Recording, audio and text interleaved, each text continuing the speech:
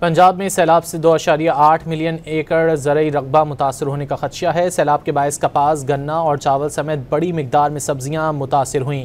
حکومت اور دیگر بڑی کمپنیوں کے پاس گندم کے بیج کی کمی کا بھی خدشہ ہے۔ پنجاب میں سیلاب سے 2.8 ملین ایکڑ زرعی رقبہ متاثر ہونے کا خدشہ ہے۔ تفصیلات جانیں گے ڈان نیوز کے نمائندے علی وقار سے۔ علی وقار، کیا تفصیلات ہیں؟